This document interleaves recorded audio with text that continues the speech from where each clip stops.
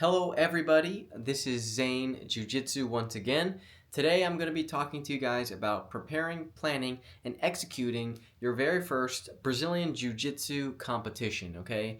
Now this can go for both gi or no gi competition, and basically the outline of this video is going to be some steps, some guidelines, and just some overall advice and tips so that way you guys can be prepared for your first jiu-jitsu competition, okay? So feel free to skip along through the titles here that I'll have listed as for the chapters.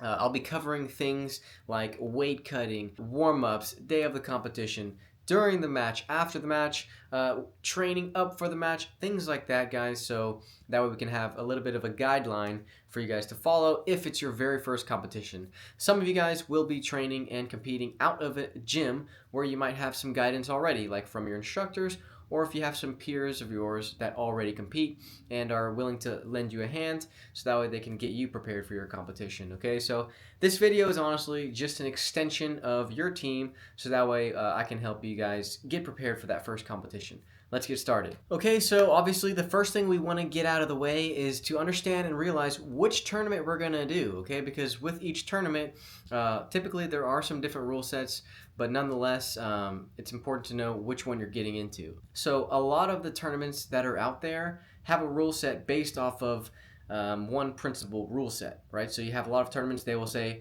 IBJJF rule set, okay? So obviously, IBJJF is a organization, the International Brazilian Jiu Jitsu Federation, okay? They have tournaments around the world every single month, ranging from local opens to major tournaments like Worlds, Pan Americans, and things like this. Okay, so it's extremely important to know which tournament you're getting into.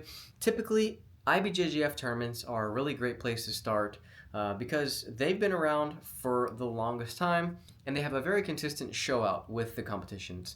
The reason why I mentioned IBJJF first is because it's a really great organization and they're really well run, which means that they stick to their rules very well, okay? So if you want to bring like your friends and family to this competition, I think that might be the best idea. It's well run. The referees have to pass exams to step on the mat and ref your match, okay? So ultimately, it's a very professional organization, and it forces you to ultimately make sure that your jiu-jitsu's on your game and at the best it can be. Once you understand the IBJJF rule set, you'll be better off in a lot of competitions because the IBJJF rule set kind of makes you think and it makes you have a strategy when you go in and compete. The one thing about IBJJF that is different from a lot of other tournaments is that it is single elimination, meaning you win, you keep going. However, the first match you lose, you're out of the competition, okay? Unless you have a three-man bracket, meaning it's just you and two other people, then basically that would mean you have guaranteed 2 matches. Okay, but anything more, anything less, you will have 1 match, okay? That's the one thing that's unique about IBJJF, along with some other things, okay? Just keep in mind that the structure of this style kind of incentivizes the athlete to really get on their game and make sure that they give it all they got. Now, as we get into other organizations, there are a lot of other tournaments that are really great to start out of. The next one being like Jiu Jitsu World League. They also have some competitions around the United States, around the world, that are really reputable. They record all your matches through their platform that they have. A lot of media likes to go there and create some good footage. And the thing about Jiu-Jitsu World League is you'll typically get more than 1 match. You're guaranteed like 2, I think. That's because Jiu-Jitsu World League style is double elimination, okay? Now just keep that in mind. Every tournament style or rule set might be different, okay? I'm pretty sure that Jiu-Jitsu World League does have the same rule set as IBJJF in regards to their actual competitive rules like scoring, right? So sweeping, mounting, guard passing, and things like that, okay? And of course we have more localized tournaments when you kind of branch out, such as Naga, Grappling Industries, And I mentioned those previous tournament names mainly because they follow a pretty similar rule set. Okay, when we go over to different tournaments, for example, like ADCC Opens. ADCC Opens have been rising in popularity. The only thing is that they don't offer gi matches. ADCC Opens are typically no gi matches. Okay, pretty much all of them are. The thing about ADCC Opens, just keep in mind that this is an entirely different rule set than IBJJF, right? So with that said, you just have to go in prepared, do your research on the rule sets. I believe like for the first half of the match, there's no points at all to kind of incentivize you to go after the submission and take more risks. While after that, in the second half of the match, points are now on because obviously if there's no submission, there still has to be a winner, right? So there's not going to be any ties or draws. In addition, ADCC Opens do have double elimination, so that way you guys can get more mat time. All of these factors that I'm mentioning to you kind of go into how you can make a decision for, what do you want your first tournament to be. Next, we'll kind of get into what it takes to prepare for your competition and the factors that kind of go in towards the overall preparation. Things like weight cut, game planning, and also like your conditioning. Obviously, since it's going to be your first tournament, you want to kind of make things as comfortable for you as possible. So when it comes to the weight cut, a lot of people, for their very first competition, they want to cut like 10, 15 pounds for this competition. And honestly, it's up to you if you want to do that drastic jump, especially coming from like your day-to-day life where you've always been X amount of weight and all of a sudden you want to go 15, 10 pounds lighter. It might be a kind of a shock on your body, especially since it hasn't done that in a while. Okay, so typically for me, especially since it's grappling, I like to just grapple and do jiu-jitsu at the weight that I walk around at. Okay, I don't like to do huge drastic cuts, obviously, and especially since it'll be your first competition. In my opinion, if you are comfortable walking around at your weight, then I think that it will be just as fine for you to go compete at that same weight, right? Obviously, you're worried about, other competitors cutting from a bit of a higher weight. As long as you're comfortable training at your weight, maybe you train with heavier guys and you feel fine, that's just something to keep in mind, right? So a lot of the competitions that I mentioned earlier have you weigh in the day of your competition. For example, an IBJJF competition, you have about 45 minutes from the time you weigh in, typically, to the time that you step on the mat and fight, right? So in a situation where you're doing an IBJJF tournament, you kind of want to be careful with how much weight you're cutting, because the recovery time between when you step on the scale and when you step on the mat isn't a lot. You're typically going to weigh in, probably go to the bullpen so you can rehydrate and do what you need to do. And then shortly after, you're on the mat competing, right? So if you had to cut 15, 20 pounds, and then when you go out and step on the mat, it might be a huge change for you. You might never experience that, and your body might like cramp or go into shock and things like this, right? So it's just something to keep in mind. If you're comfortable, maybe cutting 2 to 3 pounds, I would say that that's not a bad idea. But if it's like a bigger cut, then maybe consider just competing at the weight you already are, okay? And we also have tournaments where you weigh in the day before. So you have more than 24 hours from the time you step on the scale and step on the mat. In situations like those, if you want to do a bigger weight cut, then do a bigger weight cut, right? So in ADCC Opens, I know that they have their weight categories like 65 kgs, 70, 75, etc. So like some people cut from a little bit higher just because it's easier for them to do so and ultimately make that recovery time from the time that they step on the scale and then weigh in. All right, so if you want to do it that way, do it that way. Just make sure that you research the tournament that you're doing before you decide on how much weight you want to cut. Okay, so making sure that you do your homework on the competition, the rule set, and doing what's comfortable for you, you'll be really prepared, and it won't be that big of a shock for your body. I would say that as soon as you finalize which tournament you want to do, and you've maybe marked it on your calendar, maybe it's about 2-3 weeks, month out, or however long it is, take a look at the rule set, make sure you get familiar with the rule set, and if you have questions, ask your professor or some of your buddies that have been competing, whichever questions that you might have. Whether it's rule sets, whether it's which move is legal, which move is illegal, which I will be making a video about soon in the future, okay? So just make sure that as you guys are training, one thing that can help you guys is to just focus on specific positions. Making sure that you have at least a little bit of a game plan when you arrive at certain positions. For example, if you end up in half guard while playing in a top position, make sure that you have 1 to 2 guard passes in your back pocket that you can pull out and start working from that area. Same thing goes from bottom. If you find yourself on bottom and you're in a position where you're in bottom half guard, make sure that you have 1 or 2 sweeps in your arsenal that you can pull out and perform at a level where you have a resisting opponent. I have a lot of friends and teammates that ask me some questions, especially before their first competition. And I always tell them to make sure that they're very confident in their defense, right? So making sure that you're confident in your defense will give you a couple of things. One of them is to make sure that you're staying calm in situations. The last thing we want to do is get our guard passed, panic, and then start even making bigger mistakes like giving up our back or extending your arms in bad situations like giving submissions, okay? So that's the last thing we want to do.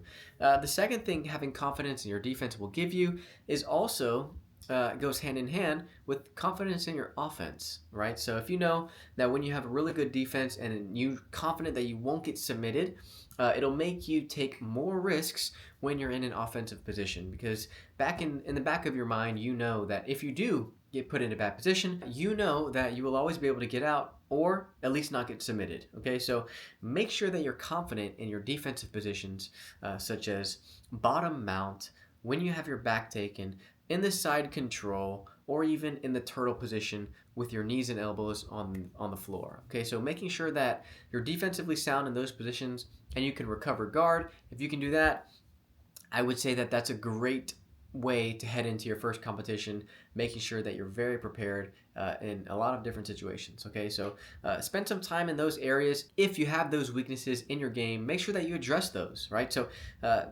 in your rounds with your training partner, ask them if we can start in a certain position. Like, hey, can you start on my back this round? I want to work on my defense. And I'm sure that they wouldn't decline that, because now they can work on their offense, right? So just keep that in mind, especially while you're training. And one thing to touch on while we're in this training part is also your mentality. When you're training, try to set the ego to the side, especially when you put yourself in vulnerable positions, right? I see a lot of guys, they start out in bottom mount and then they get submitted and then they get discouraged, right? So just keep in mind of what you're doing, right? So you're literally letting your training partner pass your guard in a mounted position where they're in one of the most dominant positions. Try not to get discouraged if you're having trouble in those positions, because ultimately it is a very difficult position to get out of. That is only if your training partner knows how to attack and control you from a mounted position. Okay, so keep in mind when you're working from bad positions to always keep your head up and see how you can improve on the next time, making sure that you're always in a defensive position with nice, good frames, making sure that you always stay safe. Okay, so that's really important regarding training on the mat.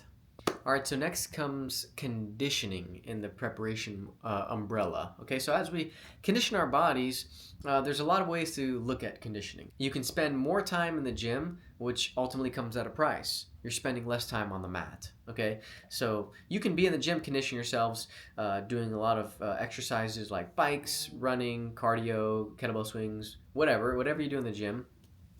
Or you can be spending more time on the mats. So there's a trade-off when it comes to conditioning, okay? In my mind, and the way I like to see it, and the way I've also been told as I progress in jiu-jitsu, is use your conditioning or use your time in a weightlifting gym to supplement your jiu-jitsu, right? So don't do a crazy amount, especially as you guys are looking at to perform in your first competition, especially if it's coming up pretty soon. Don't go out and kill yourself in a gym and start lifting all this weight when you haven't been lifting all this weight, right? So like I said earlier, we kind of want the least amount of friction as possible going into the competition. So same thing with the weight cut. If you've been walking around at 165 for the past 5 years, then just stay at that weight and compete at that weight, right? Same thing goes if on your conditioning, right? If you've been working out, lifting weights like three times a week, then just keep it at three times a week, right? You don't have to increase it or decrease it. Just try to keep things the way they typically are and the way that your body's used to, right? And honestly, if for whatever reason you want to see yourself in the gym and it'll give you more confidence on the mat, then do some cardio like assault bike. Assault bike is really tough, and it's also a really good workout for Brazilian Jiu Jitsu. So it's pretty easy on the joints too, and it can get you in good cardio shape, right? All right, so after the preparation, next we'll get into kind of like the game plan for you as the athlete and also the mindset for you. Okay, so keep in mind that as you guys are working on the mats with your training partners for the past, X amount of months, 5 months, 6 months, you have to realize kind of what you can do good and where your weaknesses are. Basically, the profile of your jiu-jitsu game. At this point in time, you should be able to like have some favorites on the mat. Whether you like playing top, you like playing bottom, you should have some really good go-to passes that you like and a good guard that you like. Maybe you like close guard. If you like close guard, develop a strategy to get to that position from the standing position. For example, in an IBJJF setting where you start the match, the referee says go, you have to find a way to get to that close guard when you're in a standing position. You have to do it right. So you have to make grips, step on the hip, have a seat, bring yourself up, and lock up a close guard. So practice some simulations with your training partner, develop a strategy so that way you can have the edge on your competitor and you can go straight into your A game. One thing that when you are competing, you always want to make sure that you're leading the pace, meaning your opponent is always a step behind you. So if you initiate by pulling the close guard and immediately start going for your attacks, well, then your opponent or competitor is a step behind your game, all right? So you definitely don't want to be the opposite of that. You don't want to pull guard and then as soon as you pull guard, they jump to side control. Well, yeah, now you're a step behind in their pace. So keep in mind, try to develop a strategy. Do what you're comfortable with. If you love taking down, maybe you have a wrestling background, then have a strategy where you immediately go for something as simple as a single leg and take your training partner and your opponent down to the mat, and you can start leading and working your own offense, right? So that's something that definitely comes before the competition. Last thing you want to do, step out on the mats and not have any plan, any idea what to do when your opponent grabs you, okay? And as soon as that happens, that kind of goes into the next topic I want to talk about is the simple idea that it's your very first competition. What does that mean? It basically means that I really want you to just take a lot of the pressure off. So there really isn't a lot of pressure for you to perform and look like Hodger Gracie on your very first competition, right? So this should all be in the looks of it for fun, because you have to realize why you wanted to do a competition. You want to do a competition to ultimately test your skills, have fun, and compete jiu-jitsu, right? Because you like jiu-jitsu, you like training it, and now you want to see how you do when your skills get put to the test. So this isn't a huge deal, even though it's your first competition. Obviously, it has to happen someday since you're wanting to do it. You just have to realize that it's not a world championship. It's not going to make or change the direction of your life.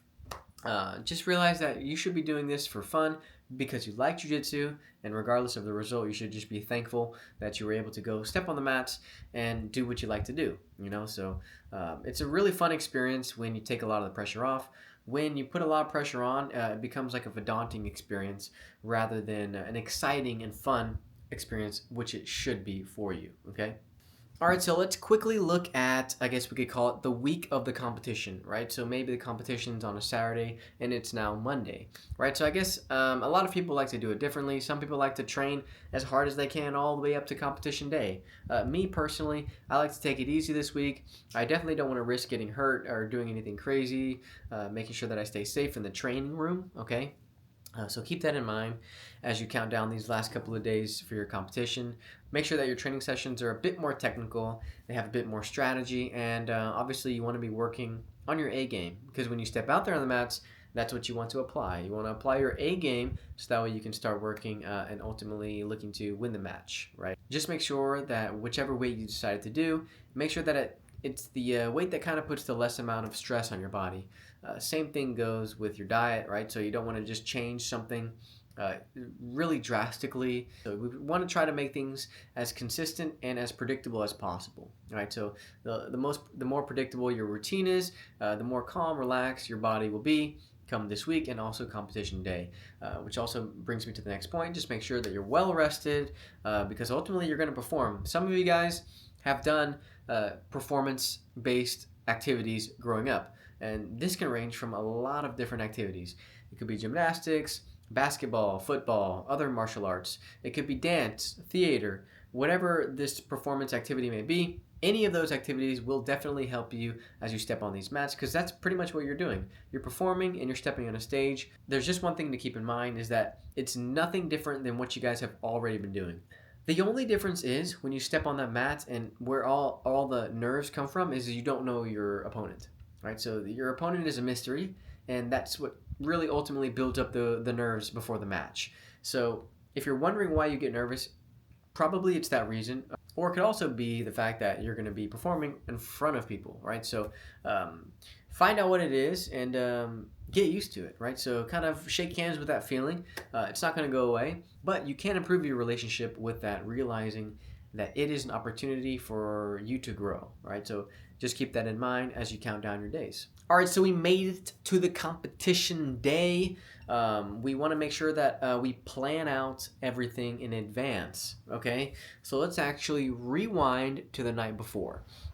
When we have this window before, I guess we go to bed, we'll have a window where we can kind of plan out what happens tomorrow. We make things as predictable as possible. We want to make sure we make a checklist of the things you need to bring to the competition, so that way in the morning, the day of, everything can kind of just flow smoothly to the venue and ultimately as soon as you step on the mat. Okay, so make a checklist. For example, I'll just do a little checklist here. You might need to bring obviously your uniform, whether it's a gi or a no gi match. You want to bring that. Make sure it's nice and clean and prepared. Put it into your bag. We obviously got your clothes that you're going to wear, after the competition. Making sure that you have whatever identification that you might need for said tournament. You might want to have some snacks prepared before your competition. Some water, a water bottle set out to the side. Maybe bring a couple of those. Depending on your tournament, you want to make sure that you stay hydrated throughout. You might have a lot of matches tomorrow, or you might be cutting weight. So whatever the reason may be, you just want to make sure that you're prepared with the right things. Make sure that you have electrolytes, some snacks, some bananas, some rice cakes, things that can be absorbed into your body as fuel and not kind of hold you down, right? So you don't want to bring like Twinkies or something like that to the competition tomorrow. All right, so as we wake up going to that competition, just make sure that we know where it is. We did our homework. We know how to get there. And by the time you get there, guys, make sure you get there a little bit earlier than you expect, right? So typically for me, I like to be there like an hour and a half, sometimes even 2 hours early, just that way I can kind of get to the venue, map out where I want to chill, where I want to station my stuff. Maybe I'll even check out on the board of when I'm going to be fighting, or it might be on my phone on like a website like Smooth Comp, okay? Get used to where you're going to be, get comfortable with knowing which time you're going to fight, maybe even go scope out the mat that you're going to be fighting on, right? If it's mat 3, then you go ahead and check out, okay, no note to my mind, all right, I'm going to fight on mat 3 in about an hour and a half. Get there early. That way also, if for whatever reason you might need to lose a pound or half of a pound, or even worse, like 3 pounds, then you have time to do that, right? So last thing you want to do is, eat a big breakfast, kind of show up a bit late, maybe 30 minutes, and the next thing you know, you're overweight. I've seen it before, so just, make sure that doesn't happen. All right, so next we have the warm-up. We're getting closer. It's about maybe 30 minutes, 45 minutes, 20 minutes before match time, okay? Do some things that can kind of get you moving, get you sweating, like some jumping lunges or some mountain climbers or some things like that, some running in place, maybe running around wherever you are, just to get you warmed up. If you're lucky to have a training partner or a friend there, kind of traveling with you, competing with you, or helping you out, maybe you can use them as a body, right? Working like single leg drills or like pummeling your arms to kind of get you warmed up, but also to feel the resistance of a human body when you're preparing for a competition, right? So if you have a warm-up routine, then stick with whatever warm-up routine you like to do, right? So some of you guys, like I said, are coming from other sports. So whichever routine that you did during that sport, just do that before you go, and then you get a nice sweat in. You're nice and limber. You do what you need to do. Maybe you have a massage gun for your tight shoulders or your tight hips. Use that, bring that, and get yourself ready to get out there. And just remember that as soon as your name gets called and you step out on that mat, you shake the referee's hand, you shake your opponent's hand, that all of what you're doing is not changing from the fact that you do it, every day, or maybe 5 days a week, 4 days a week. What you're doing on the mat, there's no different than what you're doing in the training room, right? So As soon as you feel some resistance of your opponent, things will just fall right into motion where you'll just go right into your game. Nonetheless, you've completed your match. Win or lose, you've did something that millions of other people haven't. You did a competition where you tested your skills in the fire against a resisting opponent who wants to do the same thing to you, right? So you're basically are trying to strangle each other, trying to break each other's limbs, and you guys are ultimately putting your skills to the test, okay? Keep in mind that your opponent might have been competing for years before you, right?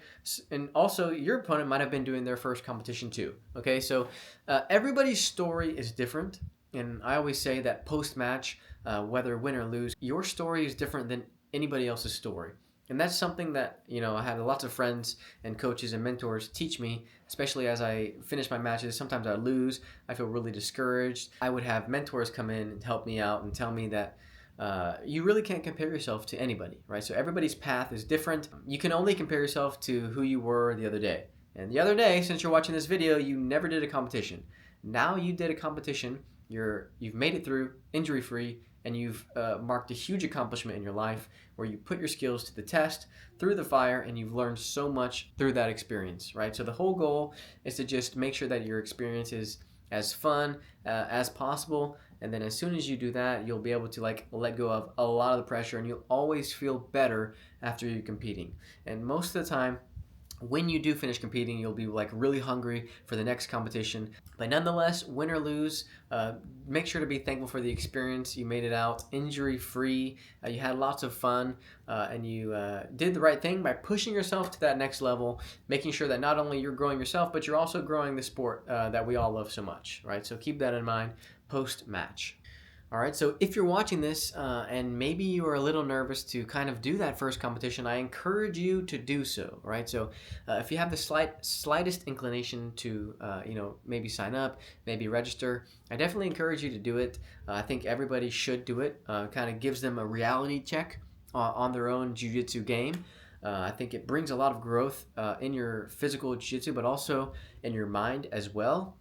Because I think that it brings back a very primal part of the human body when it comes to facing somebody you've never met before, and you're ultimately playing a game to beat each other to dominant positions and find the first strangle or submission, knowing that if the referee wasn't there, you would have been able to either break that limb or put that opponent to sleep. And these opportunities are for growth, and you should definitely push yourself to that next level. So if you enjoy this video, definitely like, comment, share this with some of your teammates that you think should step out on that mat, and maybe they can use this resource as guidance for their first competition. Let me know your competition experiences in the comments below. How did your first competition go?